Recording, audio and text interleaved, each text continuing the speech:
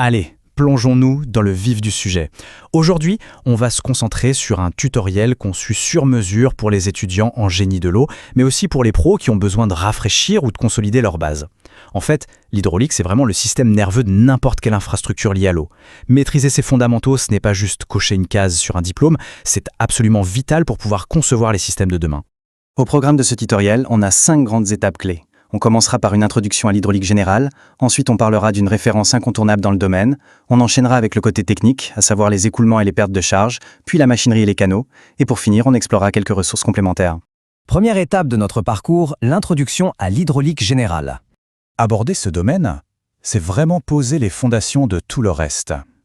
La théorie, c'est fascinant, on est bien d'accord, mais honnêtement, concevoir un barrage ou un réseau d'eau, ça ne s'apprend pas juste en regardant des équations abstraites sur un tableau. Ce que nos sources soulignent, c'est que la vraie clé, c'est l'application pratique. C'est littéralement en résolvant des problèmes concrets, à travers des exercices rigoureux, qu'on transforme des concepts théoriques en de véritables compétences d'ingénierie. Ce qui nous amène à notre deuxième section, la référence incontournable pour s'exercer. Quand on cherche le bon outil pour s'entraîner, le texte source est très clair à ce sujet. Ce livre est une référence incontournable pour ceux qui cherchent à approfondir leurs connaissances dans ce domaine. L'ouvrage en question, c'est Hydraulique générale, travaux dirigés de José Vasquez. Il est publié par la prestigieuse École nationale du génie de l'eau, donc c'est vraiment du solide, c'est le manuel ciblé exactement sur les besoins de l'ingénierie moderne. Et la cerise sur le gâteau, ce manuel qui est bourré de travaux dirigés super pertinents est en fait disponible en téléchargement gratuit au format PDF. Zéro barrière, c'est une chance en or de pouvoir accéder à un contenu de pointe indispensable pour bétonner des bases scientifiques qui vont servir pendant toute une carrière. Troisième point au programme, les écoulements et les pertes. Ce qui est vraiment intéressant avec ces concepts, c'est qu'on entre de plein pied dans l'aspect purement mécanique du métier. On se penche sur deux piliers absolus, les écoulements en conduite et les pertes de charge. En gros, on cherche à comprendre comment un fluide se comporte quand on le met sous pression dans un réseau. Et surtout, on veut calculer l'énergie qu'il perd inévitablement à cause des frottements. Parce que croyez-moi, une perte de charge mal anticipée, c'est tout simplement un immeuble où le dernier étage n'a pas la moindre goutte d'eau au robinet. Anticiper tout ça, c'est ce qui dicte les dimensionnements de n'importe quel réseau moderne. Quatrième étape, la machinerie et les canaux. Et ça illustre brillamment une dualité vraiment fascinante dans la dynamique des fluides.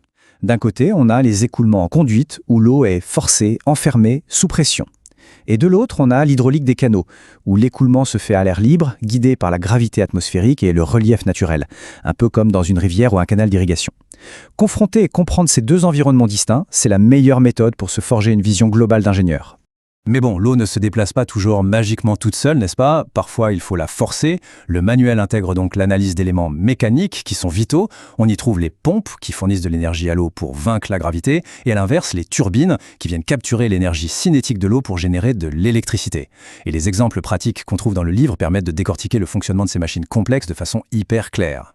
Enfin, cinquième et dernière section de notre syllabus, les ressources complémentaires.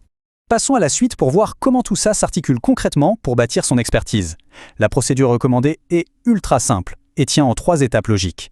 Étape 1, on récupère le livre en PDF. Étape 2, on se plonge sérieusement dans les travaux dirigés. Et étape 3, le but ultime, on renforce considérablement ses compétences professionnelles. C'est cette méthode rigoureuse qui permet de construire des bases vraiment robustes.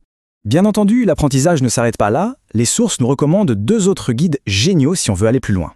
D'abord, le guide pratique de l'hydraulique souterraine de Cassan, qui est indispensable pour gérer tout ce qui touche aux nappes phréatiques, et ensuite, les nouveaux précis Bréal, mécanique des fluides, pour plonger au cœur de la physique pure avec plein d'exercices résolus. C'est l'étape parfaite pour vraiment se spécialiser. Pour conclure, une question essentielle s'impose. Comment est-ce que la maîtrise parfaite de l'hydraulique générale, des fluides et des eaux souterraines va façonner l'ingénieur de l'eau de demain? Parce qu'au bout du compte, on ne travaille pas sur ces modules complexes juste pour passer des examens. L'objectif, c'est d'impacter directement la résilience de nos futures infrastructures et de pouvoir répondre aux défis climatiques qui nous attendent. Garder ce grand enjeu à l'esprit, c'est définitivement le meilleur moteur pour se motiver à maîtriser cette science vitale.